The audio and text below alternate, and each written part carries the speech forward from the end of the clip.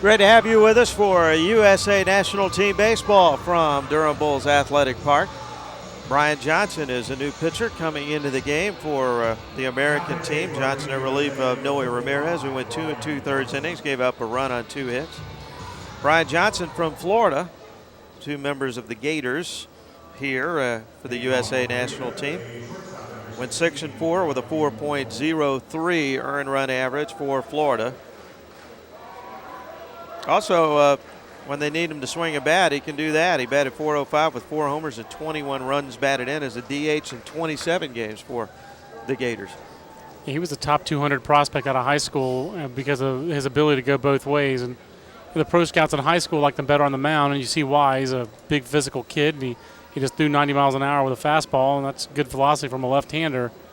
But he does have offensive ability, and that's one of the reasons why the Gators like him so much. Misses with a couple of pitches. It's 2-0. One thing they do want him to do here with a 2-run lead in the 8th is those strikes. Zhangbong Gandhi, shortstop, is up. He's 0 for 1 with a walk, taking all the way there, and it's in there for a strike. 1-2. 2-1 rather.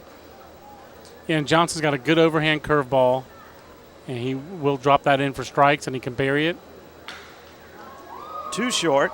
That's Fontana. He has plenty of time, and he throws him out. Those are plays that Nolan Fontana, he just doesn't mess those plays up, and that's just so valuable in a college shortstop. Because you get a lot of chances. You get so many chances, and the routine play. When you get the college shortstop who doesn't mess up the routine play, that's gold, Jerry. That is gold. And the balls are hit so hard too. Coming off those aluminum bats, you really get some shots to short. It's no picnic, but Fontana. 279 chances for Florida this past year, and he committed only 4 errors. Sean Bonnke, the third baseman, up. He's 0 for 3. 1-1 to him. Johnson, a big defining characteristic for him this year for the Gators was just 14 walks in 73 2/3 innings. So Kevin O'Sullivan, the head coach and pitching coach for the Gators, loves that you get a freshman who can throw that many strikes that consistently. In your weekend rotation or as a midweek starter, and he was able to do a little bit of both for the Gators, who had another freshman, Hudson Randall, who was their number 2 starter. This ball's fouled off on the right. It has begun to rain again here at Durham Bulls Athletic Park. This game actually started at 5. Correa batted in the top of the first inning, was retired 1-2-3 by Brett Mooneyham, and then the grounds crew did a great job of getting the tarp on the field just ahead of a severe thunderstorm that came through here. It was a very small, watch out in the dugout over there.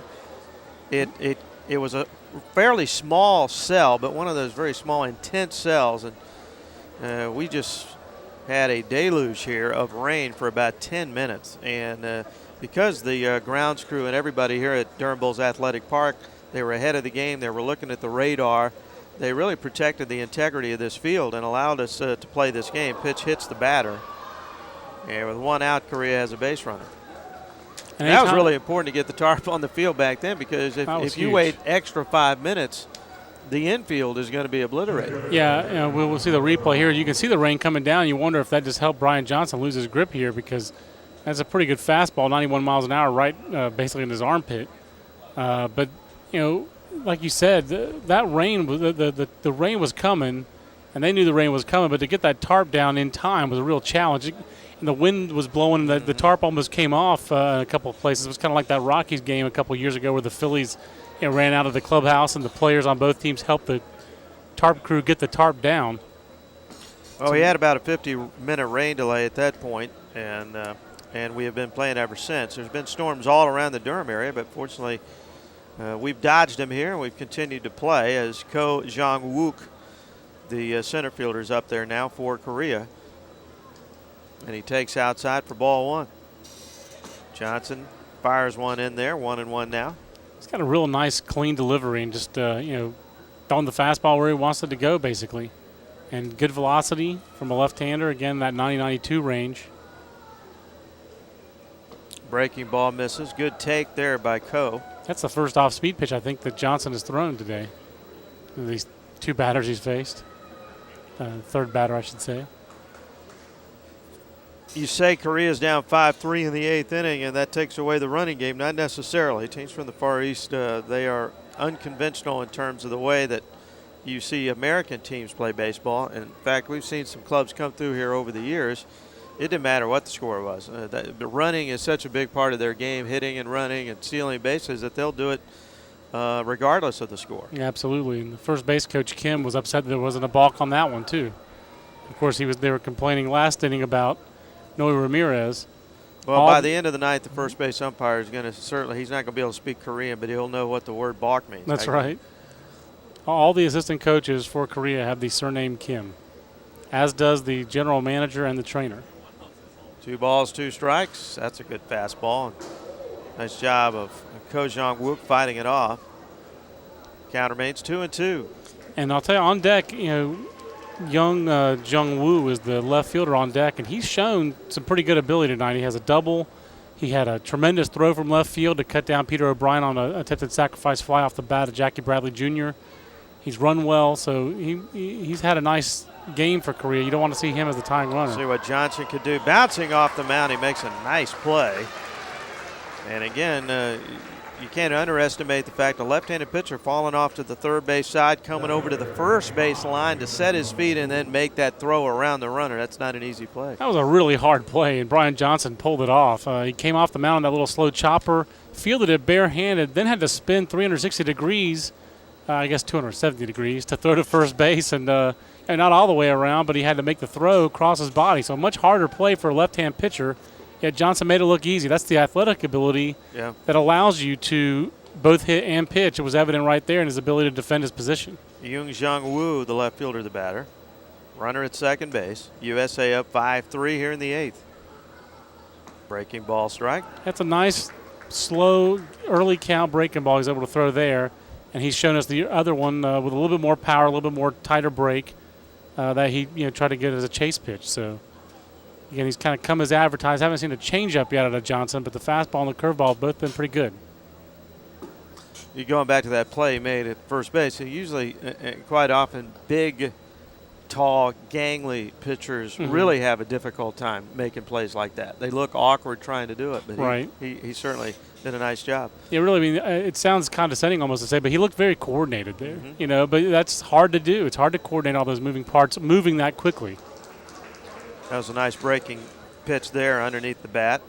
1 ball, 2 strikes. He seems like he can use the changeup, the curveball as a change of pace pitch because he can throw it a little bit harder, he can throw it a little bit softer. He changes speeds just on the curveball. He's got 16, 17 miles an hour difference between that curveball and that fastball, in that 14 to 17 mile an hour range. And he strikes him out with an even better breaking ball. That one down in the zone. And 78 miles an hour. Real power on that breaking ball. And Brian Johnson was a very effective inning. Very effective for Johnson. He played 7.5 here from Durham, and Team USA clinging right now to a 5-3 lead. 5-3 USA. First pitch of the 9th coming from Brian Johnson, and it is down low to Cho Yoon-kun, who's 0 for 3 in this game.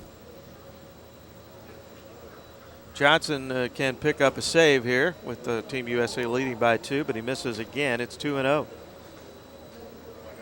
Winning pitcher, if this stands up, will be Sean Gilmartin, who is going to benefit from that rain delay at the beginning of this game because he came out to start the 2nd inning. Here's a strike.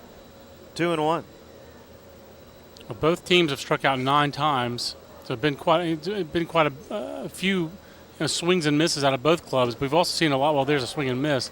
We've also seen quite a few. The strike zone with 2 strikes gets big with our home plate umpire tonight. I never got the umpires' names tonight, but so Johnson might be able to exploit that here with a 2-2 pitch. Good strikeout on a fastball there. Up there 91 miles per hour as it gets Cho Yoon-jun, who finishes up an 0 for 4 night. Yeah, with 3 strikeouts. Yeah, last 3 times he struck out. Jung Jan Ho well, now this is scheduled to bat. This is Kim Nam-suk, who was taken out of the game earlier, and now is back in the game. I guess that's really international friendly when you're allowed to re-enter the game. Yes. Yeah, Kim Nam-suk went 2 for 2, and then came out of the game. But now this is definitely number 6, and that's a big swing from Kim Nam-suk, and he's down to the count 0-2. He has snuck into the ball game. Not on John Manuel, however. I know my Kim from my Kim on this Korean team. Now, of course, should Korea rally here and come back and win this game, I would imagine there would be a huge American protest as a player taken out of the game is back in. Not sure where that one missed either on Brian Johnson, but they do. I did see Ed Blankmeyer, the U.S. assistant coach, checking. I know it's Bill Kinnenberg actually. He's got the clipboard. He's kind of checking his lineup. Well, you know, he's got it on his list down there. Well, they call this the Friendship Series. Maybe just being friendly and say, oh, yeah, let's come back in the game. 2-2 pitch. Well, yep, it's not going to be an issue. No. Back-to-back strikeouts for Johnson. In fact, he struck out 3 in a row now. Yeah, and Johnson, has really just the fastball velocity has been pretty good for him. He's had life up in the zone when he's thrown that fastball. So he's been very impressive out of the bullpen for Team USA. He had the hit batsman, but that's really the only mistake he's really made with a pitch. And he's shown that ability to throw the curveball both for strike or to bury it.